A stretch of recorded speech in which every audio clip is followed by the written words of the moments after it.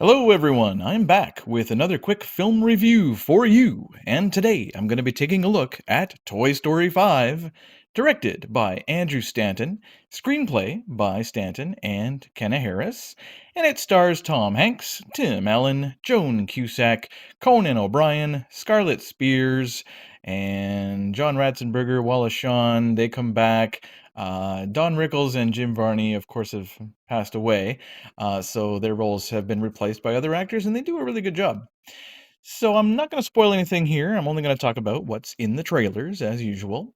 Now, while many feel like the Toy Story movies really peaked at part three and they should have remained a trilogy, especially after the disappointment of Toy Story 4, that had a real bummer ending, despite a couple of cool new characters like Duke Kaboom, with Keanu Reeves. But otherwise, no, that film just kind of left me cold. I thought this film is much warmer. I'm very happy to report that Part 5 is a pleasant surprise and a vast improvement over the previous film. It delivers some good laughs with some touching drama, too.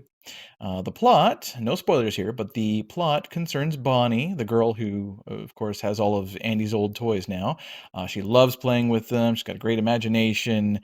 She reminds me of me when I was a kid, at playtime in the 80s, and all I had was G.I. Joes and Star Wars figures and no internet or anything. It was just me and the toys, and we would write little screenplays in our heads and play out little scenes. And she loves doing that. So I love to see that myself. Now, she doesn't have a lot of friends, though, and the kids that she does want to be friends with are all hooked on lily pads. These are these online iPad like devices. These other kids, they think toys are for babies. And they think Bonnie's kind of lame. But now Bonnie doesn't want to feel left out, of course. So her parents buy her a lily pad, and that character is played by Greta Lee in a very fine performance. Of course, this lily pad is an immediate threat to the toys. Jessie confronts her, and it really becomes a toys versus tech battle. But the film is not trying to say that all devices are bad. They're just saying like kids are a little too hooked on them. That's true, but they're still useful. The film is really more about the fear of change, right? Now, Woody is back to help Buzz and Jesse. It really does become Jesse's story, though, Jesse and Bullseye, and I'm okay with that. I'm cool with it being a Jesse Bullseye Bonnie movie. That's fine by me. The acting here, just across the board, is terrific, especially Joan Cusack's performance as Jesse. And Conan O'Brien absolutely steals it as this digital potty training toy. He's brilliant in this role. He was also really good in that movie last year, If I Had Legs, I'd Kick You, with Rose Byrne, playing her therapist. Yeah, Conan's a good actor. That's not a big surprise, but I'm glad to see him getting more acting gigs. I also really loved Melissa Villaseñor's brief role as Karen Beverly, or I guess you could call her Knifey, because she's Forky's wife. I wasn't big on Forky, but for some reason, Karen Beverly is just hilarious the way they use her character. And Melissa's always been very funny. She's a stand-up comedian and everything. So, yeah, great to hear her in this movie.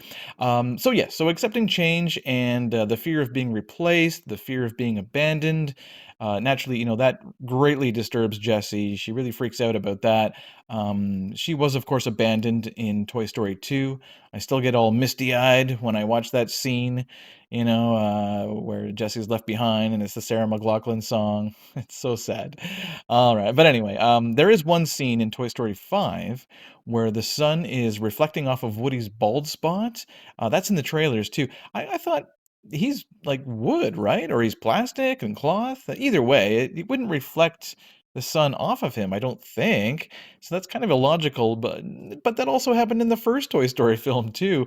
Just how like they used Buzz's helmet, which was made of plastic, to catch the sun like a magnifying glass and light the firecrackers behind them near the end of the first film. But yeah, that didn't make much sense either. So we need to suspend our disbelief a bit further for some things like that. Some jokes go for cuteness over hilarity, right? But they don't really work. But many jokes do land, though. I thought much of the humor was quite solid here too. Oh, and definitely stay for mid credits. little extra scenes as well. So yeah, I liked it. It's charming, touching, funny, a real sign of the times, that's for sure. Tech can be very useful, but kids and adults, for that matter, too, really need to actually spend more physical time together and not just online and not just in front of screens and be real friends and not just Facebook friends. Like, yeah, it really made me miss the days when I was a kid playing with my GI Joes and Star Wars figures and acting out scenes and stuff. And that was very special as a child. I was very lucky to have that opportunity to do that as a kid. And Bonnie's just like that. And I'd like to think that many kids are like Bonnie, still enjoying using their imagination and their toys. So, with an excellent cast, I do think it's a solid sequel that touches on some topical subjects of kids having too much screen time and how social media can also result in hurt feelings. Right? There's a lot of that going around with kids of a certain age not being allowed to have these devices anymore in certain countries. Um, but yeah, it's a great message. It's a lot of fun. Unless you're really sick of these characters, if you're all Toy Storied out, I understand. But I say see it in the theaters, not necessarily 3D. I just saw the standard myself and it was fine. You don't have to go big with this film necessarily. It's worth it. It's worth it to go to the theater though.